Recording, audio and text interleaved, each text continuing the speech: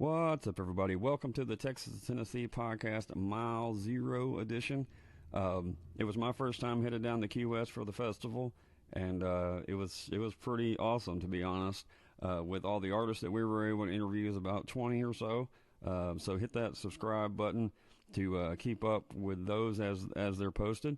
But I have to say the Mile Zero crew was nothing but amazing, to be honest.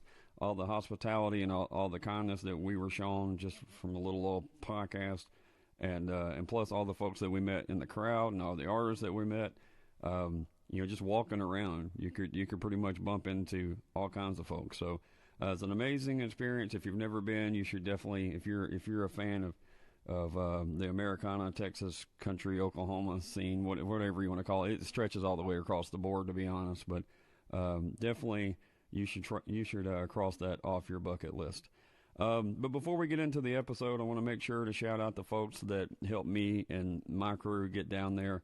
The links for these folks, these amazing folks that helped this guy get down to Key West for a week. I really do appreciate all of them. Like I said, the links are going to be in the description, so please give them a little love. That would be Breakers Marina. Robot Monkey Venue, Cowboy Chuck, shout out to Chuck, and 797 Distillery in Covington, Tennessee, my area of the world, so thank you for the local folks for helping out. And then also just a friend of the podcast, Mr. Joe Estridge Music.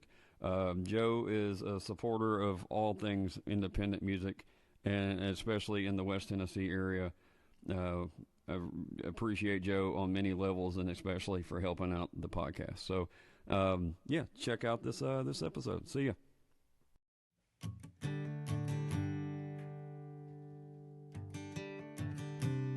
You've arrived at the Texas to Tennessee podcast, your home for your favorite independent artists and a couple of guys you've never heard of. Who? It was Texas, it was Tennessee. It was what I had coming to me. You were unlike anything. Welcome to the Texas to Tennessee podcast. Thanks for having me, man. Mile Zero. Yeah, beautiful Key West. I know. I know you were talking to Patrick about the Mile Zero thing, but yeah, I tried to man. stay out of it a little bit so I could ask questions and not repeat things. But, Yeah. You've been down here a couple times? Yeah, I've been down. This is my second time doing it. We did it 2 years ago, and then this year. So 2 years ago, I brought a band down, and then this year I'm just acoustic. So yeah, we're on the patio, so there's no telling what the hell you're going to hear. And apparently, airlines are finally able to land here. I had to say, that's a good one right there. Yeah. So, I mean, we're like live and real deal, so, it is what it is. But I think people I wanted will to be like out it. and about because we're at Mile Zero. I right? know, man. I was like, I'll take the porch. You got to be. Y'all can have the studio. I'm Hell the yeah. one that's rough around the edges. You know I what love mean? it. I love it. I mean, I got the hood as fuck shirt on, so there's. If you're wearing an Adam Hood shirt, you got to be I'm rough a around the bad man, edges. right? Yeah. Definitely. I told him that if I wear this shirt proudly to Memphis, and if your streams start to go up like in North Memphis, like just all of a sudden, it was me, buddy. It was me, baby. Because I'm the only one brave enough to wear it. That's awesome.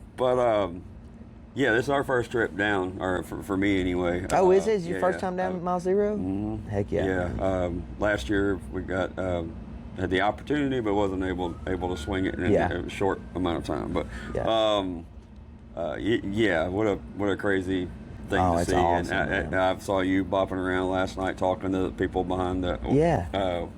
That I think that's one of my favorite parts of seeing the fans see each other. Like the family reunion for the fans. It really is. And then the artists seeing each other, and y'all get to hang out all in one place. And we talked about North Springs earlier. That's kind of a mini Mile Zero. Yeah, there. it's like the holler version of it. It is. Right? Yeah, man. Holler Zero. But holler one. You can take that, Yeah. Dustin. Exactly. But yeah, man, it's just like, it's such a great community. Everybody here is just so down to earth, and it's like no one has an ego, and it's awesome. It's how music's supposed to be. It's how, when you look at those festivals back in the day, 60s and 70s. Oh, It's yeah. like, all my heroes were going to those festivals, and it seems like that, everybody's just hanging out, everybody's getting down together, everybody's, getting messed up together, and it's fun, you know what I mean? It's how it's supposed to be. And you're right. I was talking to Mickey Braun earlier about some of the similarities between, like, as far as I know they all have their different things, but as far as the artists are concerned, like Steamboat, Mile Zero, and even North Springs and different ones, they're all kind of individually unique or whatever. Totally. But the cool thing about it is still the same thing as far, especially I could see from the artist's point of view. Totally, man. Yeah. And there is a backstage here technically. Yeah. But everybody's out and about so much. No, that, man. Yeah. Everybody is. It's like there's no hiding, in the best way possible. It's like everybody is just one, and everybody hangs out together, and it's so cool. That because you go to corporate festivals. Oh, dude. I've been to them too, and honestly, before I knew about this stuff, because in Memphis we don't have it. Yeah. But there is a backstage. Yeah. You can't see behind the curtain. Oh, totally. And so yeah, whenever you actually, I don't know, I don't take it for granted now. Yeah, and all those artists, on those big commercial ones, they don't know each other. You know what I mean? Yeah. And it's like, they do, like the bands know each other from, playing in Nashville bands, but it's like, there's no connection like it is here. What? Like. Delta. I was joking earlier saying that we should pretend like we say the most knowledgeable shit as the plane is flying over. But y'all get that? Y'all get that little bit of wisdom? What was it? Delta distracted me. But as far as, I don't know, I would imagine the artists would probably like to not have that separation in a lot of cases. Oh, especially if you're below a certain level. Yeah. If you can be out and about without causing chaos. Yes. I bet a lot of those artists wish that they were in y'all's situation. Oh, hell yeah. You know what I mean? Yeah. Because how do you really know? Like, you can get claps while you're on stage. Yeah. But I would imagine the real connection is there's another part of that. Oh, yeah, man. Just going out and getting to meet the people that will buy a ticket is the coolest thing ever. Because, those are the people putting food on your table. And if you don't treat them right, then you're doing it wrong. You know what I mean? Okay. I that's how I feel, and it's like There's a lot of people that don't see that too. And they go in a different direction. I love going out and hanging out with people who are gonna, and then sometimes it's exhausting. You just did a show or something, and sometimes it don't always work out like that. But down here, everybody's so relaxed, and it's not, they're not hassling you. They're just wanting to say hey, and we support you, and that means the world, to somebody like me. You were talking to Patrick earlier, and Merle come up, right? And what you were saying reminded me of a thing. He had a interview with Dan Rather later. He was I think just a few years before he passed. And he said, if you want the people to leave you alone and you go out of sight, just paraphrasing, they'll forget about you. Yeah. If you want them to leave you alone and forget about you, they will. And just go away. They'll forget about you. Yeah, they will. But that was Merle saying over that, time. you know what I mean? Yeah, one of the biggest superstars and I'm ever. like, I could completely see that. Yeah, man. If he just hermited up and went away out of public sight, and they would still know what they knew, but they wouldn't. Yeah. And sometimes, like I said, sometimes it doesn't always work out like that. And it's like, sometimes we're tired and life's, my wife's calling me about a baby problem, and it's like, hey, I gotta take this shit, and it's like, but down here it's just like I said, everybody's so kind and just wants to tell you that they support you, and we'll be at this show in so-and-so place, and we're from Michigan, and we'll be at your show in February, and it's just like, that's cool as shit, you know what I mean? That's the point, right? Yeah, totally. We'll kind of back up a little bit. You remember, All right, so right now you got people that'll come up to you and, you know, tell you those things. But do you remember, besides like friends and family, you know, that tell you everything? Not the drunk guy at the bar that says you played it great. Yeah. Give me 3 steps. But somebody, your stuff. You remember when the first time somebody told you, man, I really dig what you... Man, is that...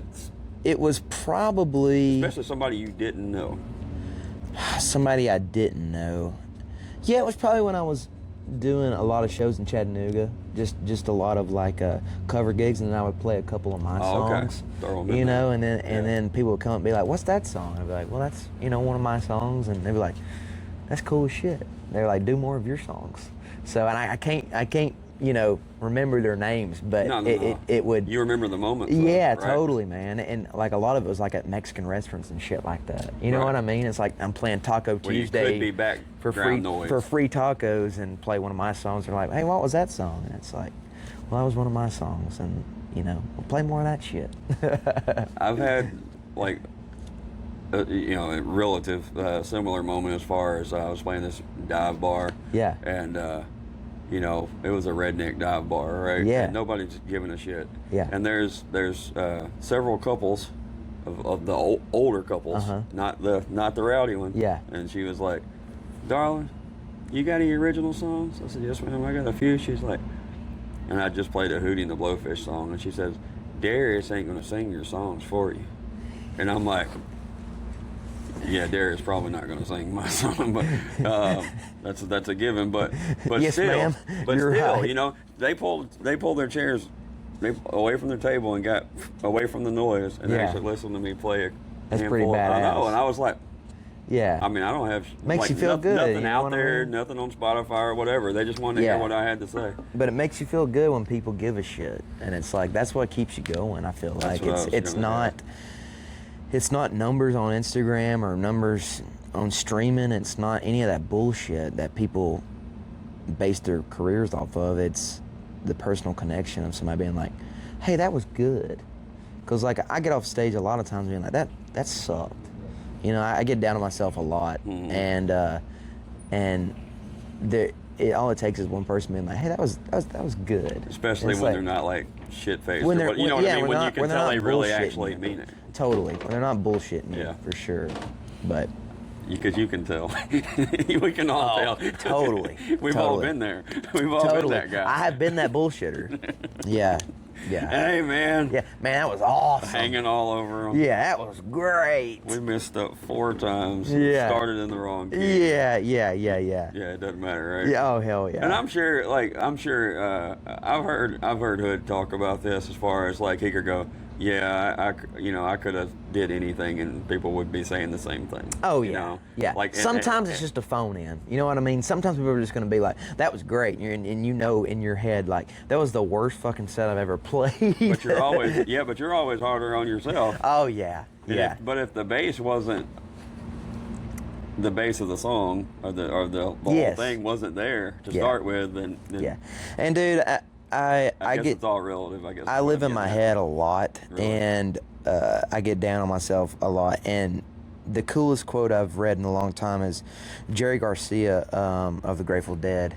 He was saying that he could not listen to any show after it because he would get so down on himself. So he finally just started not listening and not giving a fuck how it sounded and just going with the flow, and the shows ultimately got better. You know, once he stopped giving a shit about, you know, nitpicking everything, because I nitpick everything. Like if I miss one note in a song, that's gonna maybe sometimes ruin the rest of my set, and that's not a good way to look at it. But sometimes you just get in your head, and sometimes you do it. And when I heard him say that, because he's one of my favorites, and when I heard him say that, it just clicked. I was like, you know, who gives a shit? People are here to see you, to put on a show. If you mess up, Keith Richards messed up every fucking day. You know, it's like, who cares? And he was still having fun and still a badass. So it's like, who cares? You know? You might not have even known that. Yeah, hell no, he didn't. Yeah, and like he was having fun messing up, you know, and it's just like, it's that shit. So like we wrote the song, we messed up when we wrote it. Exactly. So yeah, that's funny. But you're not alone. I'm sure. Have you had any conversations with other writers and musicians about this? I think like I said, I've heard. I think we're all in the same boat. I think we all get down. Were you surprised? And then there's some people who just. Were you surprised when you started hearing similar things from somebody else? No. Because I don't know Brent necessarily, but I feel like I guess been around him or heard him talk enough. I kind of feel like he's sort of the same way. Yeah, Brent's really good about. Brent's really good about not taking himself too serious, but he's so good that he knows his songs are good, or I hope he does. And I mean, he's one of the best songwriters of our generation, and I think there's a beauty to not taking yourself so serious and on stage. Like, Brent's up there having fun, and I try to learn a lot from that. I try to learn a lot from him and Hood and Channing and you know, a lot of these people in the same group, and they're really good about being professional but not taking themselves seriously. And if they fuck up, it's like, oh, I forgot words, but y'all know them, y'all sing them. You know what I mean? It's like, it is what it is. It's at the end of the day, it's just having fun. You know, that's why we got into it as kids. It's like, that's why I wanted to play guitar. It's like, I wanted to have fun. That's why I want, like, when I've heard, I bring up Hood a lot on the podcast in general, but he's been really cool to me on and off the pod. But you know, I've heard him talk, and he, you know, kind of like you said, gets down on himself or gets in his head. And you're like, dude, you've been doing this forever. But the thing is like you just said, it makes me want to strangle him, because I'm like, look at all these people singing your song. Yeah. And also, because those may or may not be, you know, intoxicated at your shows. But look at all your buddies. Yeah. Totally. I mean, totally. You got, like, you know what I mean? And they ain't just, they're not bullshitting you. Yeah, and you can obviously tell that there is a shit ton of people that look up to, and I'm just using Hood as an example. Yeah. But there's a bunch of them. Yeah, totally, man. You know, it's like, hey, man, open your eyes and enjoy the. Yeah. I understand being rough on yourself and trying to do better and all that kind of stuff, but also don't suck the fun out of it for yourself. And enjoy that there are people that care. Yeah. And that's what you've been shooting for the whole time. I think Brent said it best. We were talking one time, and he was like, I don't think Adam Hood knows that he is Adam Hood. Just saying that he doesn't know that he is, like, legendary. Like, Adam is a fucking legend, but he is so genuine and so, like, down to earth that he's, like, so easy to talk to, and became a really good friend of mine. And just, like, is just a sweetheart of a guy, but doesn't know how good he is. But he's just amazing. There's an example at North Springs this past year. Yeah. You know, there's folks that was Adam's first time playing there. Yeah. And there was these artists that are around that have been waiting for the chance to see Adam in person. Yeah. And meet him. So they're like, these artists that are on the bill are waiting at the merch table. Yeah. Just to say hey. And I'm like, hey, dude. Yeah. Pay attention to this. Yeah. You know what I mean? Yeah. Like, that means something too. Yeah. I think it's just in an artist's nature to get down on themselves but, you know, overall, I think we just have to keep the fun in it, and like, things like this is fun. You know, I don't ever get off stage here and be like, in my head.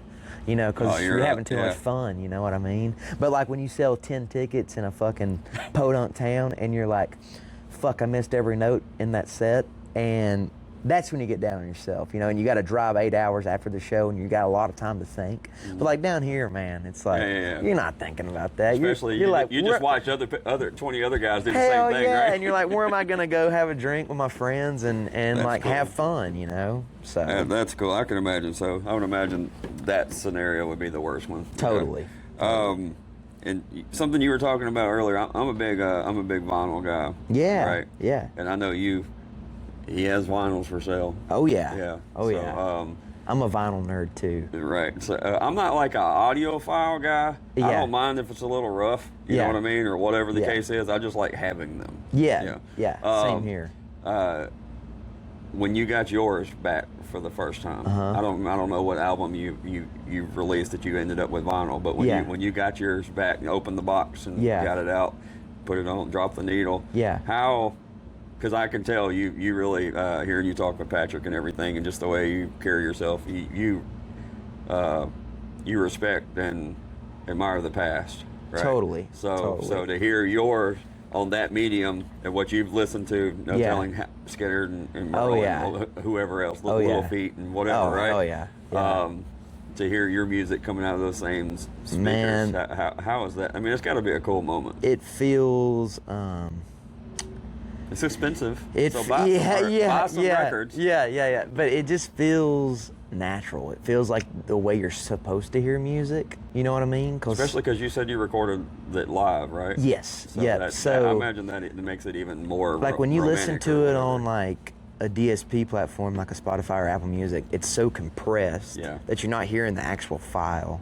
And then when you listen to it on CD, it loses some, quality. But listening on vinyl and hearing it like scratch and hearing that needle like just like and then it starts playing, it's like, holy shit, we did it. We did it. We made a record. And I think a lot of people don't realize that they're making records because they don't get them on vinyl. You know what I mean? Yeah, it's like, this is just a body of work we're going to put out. And it's like, man, this is like a snapshot of your life. Like, this is supposed to be what's going on at that particular moment in your life. And you wrote about it and you recorded it and you have it in a fucking one piece. And like, that's the coolest part about a vinyl to me, is like it's just a piece of art from somebody's life in that moment in time. But dude, it's like a kid in a candy shop when you hear it for the first time. You know what I mean?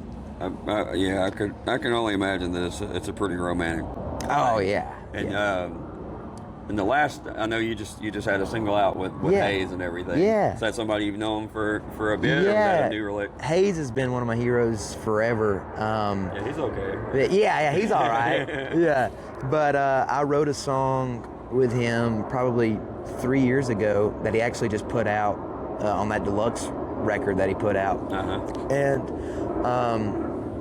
like we started hanging out a little bit more. We went to a couple house parties that he had, and we just really hit it off and love the same music. And Willie Nelson Ramsey's actually one of our, both of our heroes. Gotcha. And so we cut Satin Sheets.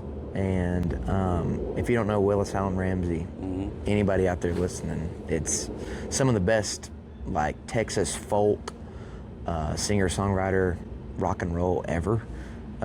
So I would highly suggest listening to it. But yeah, we put out a version of that, and it was a dream come true working with Hayes for sure. When I know you've done some work down in Muscle Shoals. No, actually, have you not? No, I haven't. I want to. Oh, okay. I would love to. I've written a couple songs down there, but I haven't recorded anything at Fame. Oh, okay. No, I'd love to though.